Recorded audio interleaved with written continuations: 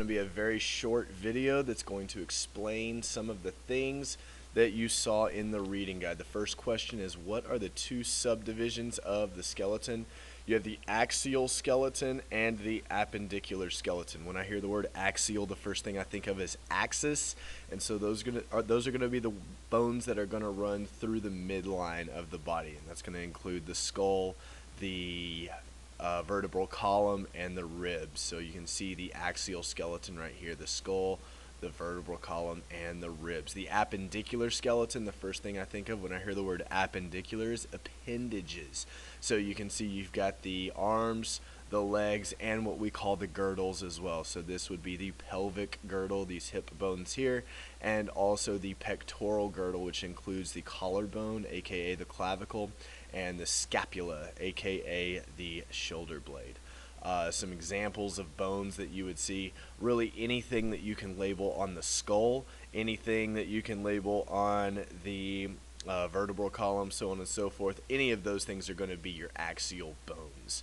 As far as your appendicular bones, literally anything else in the arms and legs that you can come up with would be an example of an appendicular bone. The four body structures that you find in the skeletal system are joints, cartilage, ligaments, and bones. Some of the major functions of the skeletal system: bones are, of course, going to support our body. They're going to protect soft organs in the form of our ribs. They're going to allow us to move, but we can't just move our bones themselves. Okay, we have to move those in conjunction with our muscular system. So the muscular system is going to help that situation along. The skeletal system is also going to allow us to store minerals like calcium and phosphorus, things like that, also fats. And lastly, it's going to allow us to form blood cells through a process called hematopoiesis. Calcium and phosphorus are the minerals that are stored in the bones, as I mentioned earlier. The adult skeleton, 206 bones, okay, and that's actually down from roughly 300 bones in the fetal skeleton. But remember, those aren't actually bones; those are actually just like cartilage molds, basically, or models of what our bones should be. But 206 bones in the adult skeleton.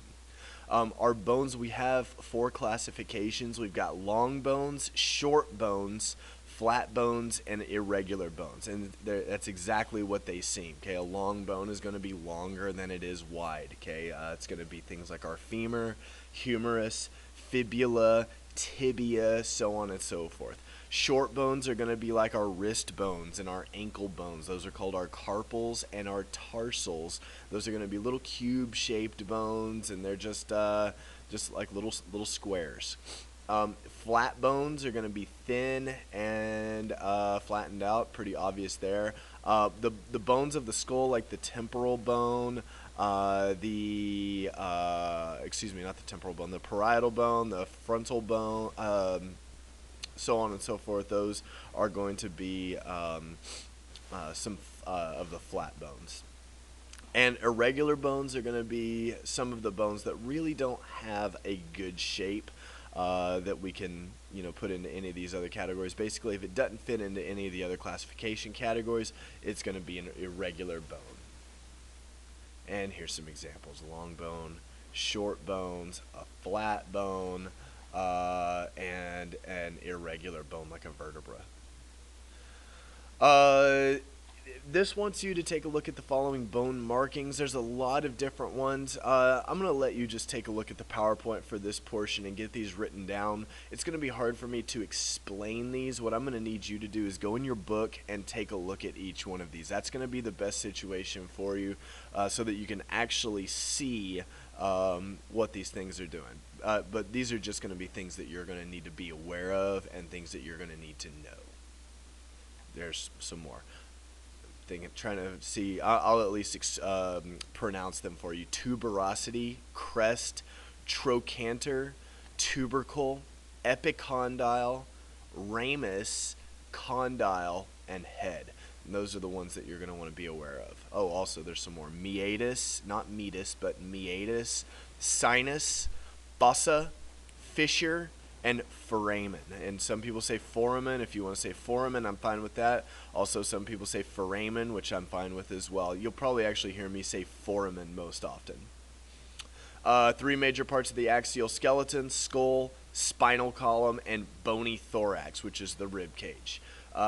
Two sets of bones on the skull. You've got cranial bones, or the cranium, which is going to be the flat bones on top of your head, the frontal bone, occipital bone, and the two parietal bones, which are going to encase the skull. Okay, all the other bones are going to be facial bones. Those are going to be the bones that actually make up your face.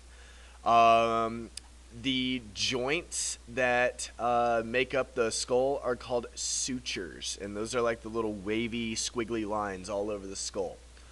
The big hole in the occipital bone on the bottom of the skull is called the foramen magnum.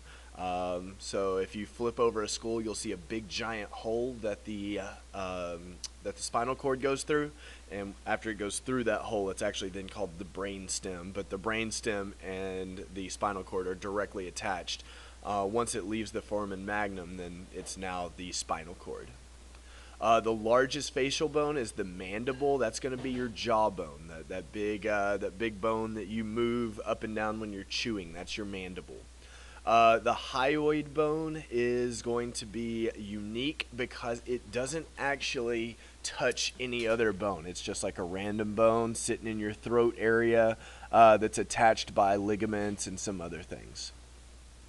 Oh, and it also provides a base for your tongue. The fetal skull is a very interesting type of situation because we have these cartilaginous areas within here known as fontanelles. Okay, and the fontanelles are just like I said, like they're just little cartilage pieces, and basically they allow for the skull to be compressed during childbirth. Okay, now those fontanelles, as you continue to grow, will end up hardening up into bone eventually, but that's the situation that we have to begin with. Okay, so these are called fontanelles. That's part of the fetal skull.